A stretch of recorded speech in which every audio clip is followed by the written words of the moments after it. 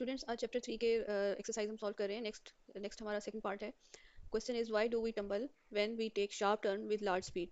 इसी तरह का एक क्वेश्चन पहले भी गुजर चुका है। उसमें था कि अगर कार जो है वो हाई स्पीड पे टर्न ले तो उसके लिए क्यों मुश्किल होता है टर्न लेना। तो when we take a sharp turn with large speed our body tends to continue moving in a straight line due to inertia of motion। यानी जब आप स्ट्रेट लाइन मूव कर रहे हैं और अचानक टर्न लेना शुरू करते हैं तो जो आपका बॉडी है वो इस टर्न को रेजिस्ट करता है। सेंट्रीपिटल फोर्स जो आपको चाहिए होती है to take the turn is equal to M V square over R. At high speed the required centripetal force becomes very large. यहाँ पे देखें फोर्स और स्पीड का रिलेशन है कि स्क्वायर ऑफ द स्पीड जो है वो फोर्स के इक्वल है। इट मीन्स ये है कि अगर स्पीड हमारे टू टाइम्स इंक्रीज होगी तो फोर्स जो है वो 4 टाइम्स इंक्रीज होगी। So, required centripetal force becomes very large at high speed if the friction between our feet and the ground is not sufficient to provide this force। ये जो centripetal force है ये कौन दे रहा है? सेंट्रीपिटल फोर्स फ्रिक्शन फोर्स दे रही है। जो फ्रिक्शन की फोर्स है ये आपको सेंट्रीपिटल फोर्स प्रोवाइड कर रही है। अगर ये फ्रिक्शन इतनी ज़्यादा है कि ये आपको सेंट्रीपिटल फोर्स इनफ हो जाए तो फिर तो आप आसानी से टर्न ले सकते हैं। But if you are taking sharp turn, your friction will not be enough to provide the required centripetal force. So our feet slip outward and we lose balance. As a result, we stumble or fall while taking a sharp turn at high speed. What will be the time period of a simple pendulum in an artificial satellite at certain height? Time period of a simple pendulum क्या होगा artificial satellite में? सबसे पहले तो हम recall करें कि artificial satellite और उसके अंदर जितनी भी चीज़ें हैं एस्ट्रोनॉट्स हैं या कुछ भी है, they are in the state of free fall या वेटलेसनेस की कंडीशन में होते हैं। तो उसमें हमारे पास जो अगर कोई पेंडुलम है वाइब्रेट कर रहा है तो उसका टाइम पीरियड क्या होगा? Simple pendulum simple harmonic motion अगर एग्जिबिट कर रहा है तो उसका टाइम पीरियड क्या होगा? तो टाइम पीरियड का जो फार्मूला है ऑन द अर्थ, हम कह लें कि वो क्या है, T is equal to 2 pi square root L over g. ठीक है। In an artificial satellite orbiting the earth a simple pendulum will not oscillate because the satellite and everything inside it are in state of weightlessness, या हम कह सकते हैं कि free fall condition में होते हैं। So on earth time period का जो फार्मूला है वो है 2 pi square root L over G. Inside the satellite जो हम कहते हैं कि इफेक्टिव ग्रेविटेशनल एक्सेलरेशन ज़ीरो है। ग्रेविटी ज़ीरो नहीं होती, लेकिन effective acceleration due to gravity जो है वो ज़ीरो होता है because of the absence of normal force. We don't feel weight in satellites because both the satellite and the pendulum fall together towards the earth। इसको कहते हैं free fall condition। So substituting g0 in the formula to t is equal to 2 pi l over g का square root लेंगे। अच्छा, l over 0, अब l over 0 या कोई भी क्वांटिटी अगर उसमें नीचे ज़ीरो आ जाए, 1/0 हो जाए तो वो इट मूव्स टू इन्फिनिटी। तो इसका मतलब ये है कि टाइम पीरियड हमारा अप्रोच कर रहा है इन्फिनिटी को। That pendulum does not perform oscillations in an artificial satellite, therefore its time period becomes infinite. In uniform circular motion, what are the average velocity and average acceleration for one revolution? हाँ जी, answer क्या है? Simple, average velocity will be zero and average acceleration will be zero. Uniform circular motion में जब भी कोई object move कर रहा है अलोंग द सर्कुलर पाथ, वो एक कांस्टेंट स्पीड के साथ मूव कर रहा है। यानी स्पीड का मतलब क्या है कि उसका जो मैग्नीट्यूड ऑफ वेलोसिटी है वो कांस्टेंट रहता है, जबकि उसकी जो डायरेक्शन है सर्कुलर मोशन में at every point the direction of velocity changes. ठीक है, कॉन्टिन्यूसली चेंज होती रहती है। So what will be the average velocity? Average velocity के लिए चूंकि एक वेक्टर क्वांटिटी है और इसमें हम डायरेक्शन भी इन्वॉल्व करते हैं, so we will say that average velocity is equal to total displacement divided by total time. और डिस्प्लेसमेंट क्या होता है? डिस्प्लेसमेंट को हम डिफाइन करते हैं कि the position of object between start difference of positions of object from starting point and end point for one complete revolution the object returns to its starting point, therefore total displacement will be zero। क्योंकि जो उसकी final position होगी वही उसकी initial position बन जाएगी at after one complete revolution. So average accel total displacement will be zero. Difference of two positions जो है ना वो जीरो आंसर आएगा आपके पास. Hence average velocity is zero regardless of how fast और इट वाज मूविंग और how large the circle is. So even though the object travels a distance equal to the circumference.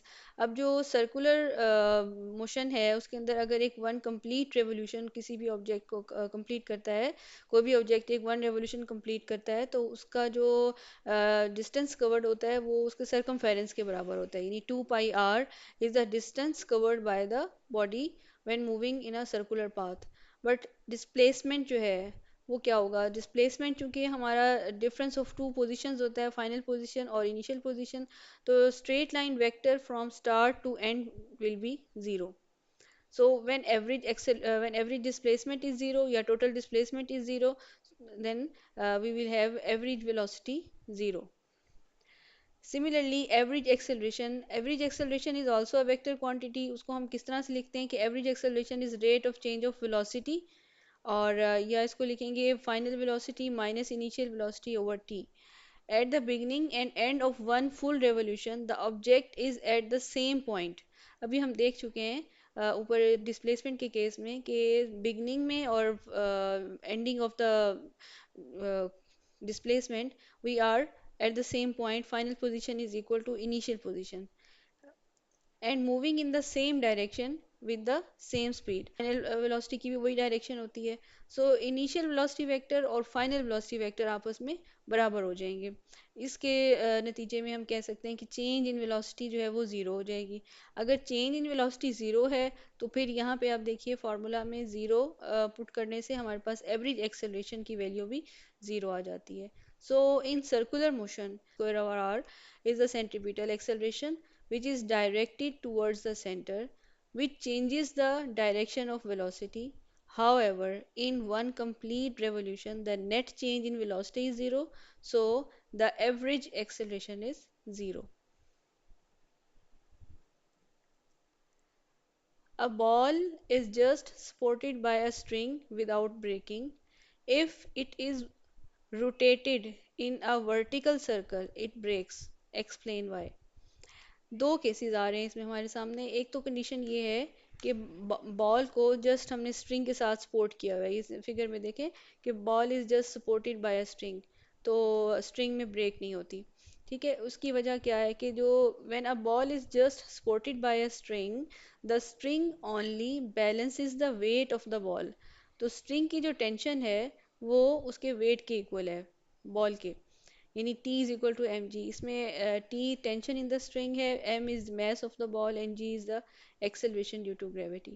But when the ball is rotated in a vertical circle, the string has to provide not only the weight of the ball but also the centripetal force needed for circular motion. centripetal force का हमारे पास formula है mv square over R. centripetal force plus weight, दोनों चीज़ें इसमें add हो जाएंगी.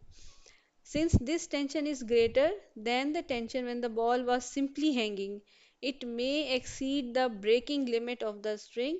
Therefore, the string breaks while rotating the ball in vertical circle. So, excessive force की वजह से string break हो जाती है. How is the centripetal force supplied in the following cases? A satellite orbiting around the Earth. When a satellite is orbiting around the Earth, the centripetal force is supplied by the gravitational force between the Earth and the satellite. This gravitational attraction continuously pulls the satellite toward the center of the Earth, keeping it in the circular orbit. By the gravitational force between earth and the satellite, जो अर्थ की gravity है वो मौजूद होती है. उसी gravity की attraction की वजह से satellite is freely falling towards the earth. ठीक है, और ये जो force of attraction between earth and satellite है उसका फार्मूला हमारे सामने है न्यूटन्स ग्रेविटेशन लॉ के according G M M over R square. इसमें जी जो है वो ग्रेविटेशनल कांस्टेंट है. Capital M is the mass of earth, small m is mass of the satellite and r is the radius of orbit. So when these two forces become equal, यानी centripetal force equals to gravitational force, तो हम कहते हैं कि orbit में जो satellite है it will revolve in the orbit around the earth. Second, a car taking turn on level road. When a car is taking turn on a level road, the centripetal force is provided by the frictional force between the tire of the car and the road. So, centripetal force is equal to the frictional force between the tire and road, which is equal to mu mg. Therefore mv square over r is equal to mu mg. इसमें mu क्या है? Coefficient of friction है. M is mass of the car, v is speed of the car, and r is radius of turn. G is acceleration due to gravity.